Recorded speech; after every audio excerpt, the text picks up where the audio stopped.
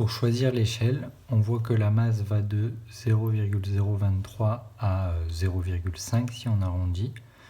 Donc si on prend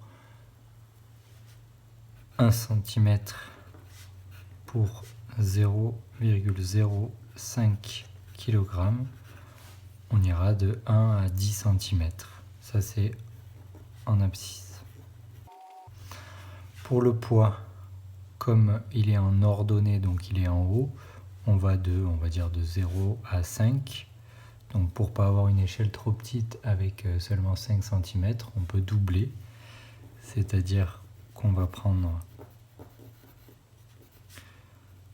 1 cm pour 0,5 newton.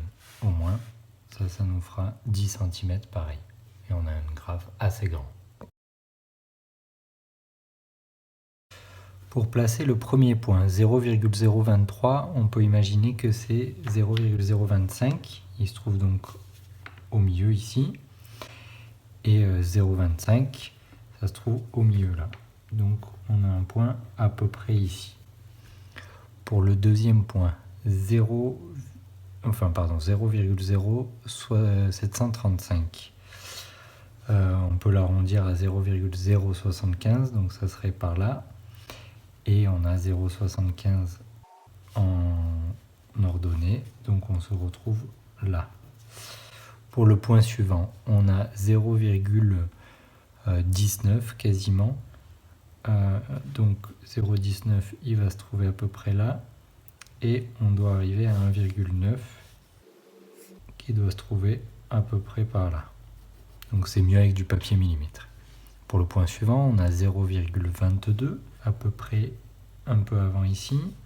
Et on doit arriver à 2,2, donc qui va se retrouver aussi un peu avant la moitié des deux. Le point suivant, on a 0,34 si on arrondit par ici.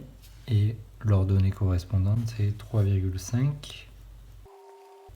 Donc on est en face de 3,5. Le dernier point, on a 0,45 ou 0,46 et on doit être à 4,6. Évidemment, j'ai fait des bêtises. 4,6, il va à peu près se trouver là. Alors, quand on est ici, attention à ne pas relier les points deux par deux. En mathématiques, ça se fait, mais en physique-chimie, on évite. Surtout quand on découvre que les points sont quasiment tous alignés. On cherche à faire une courbe qui passe par le maximum de points, et s'il y a des points à l'écart, on en laisse autant au-dessus qu'en dessous, si c'est possible, hein, à un ou deux près. Donc ici, ça va donner ça. J'ai donc un point légèrement en dessous, un deuxième légèrement en dessous, et deux points légèrement au-dessus. Je suis passé à peu près au milieu, on va dire, de tous les points. Voilà, vous savez tout.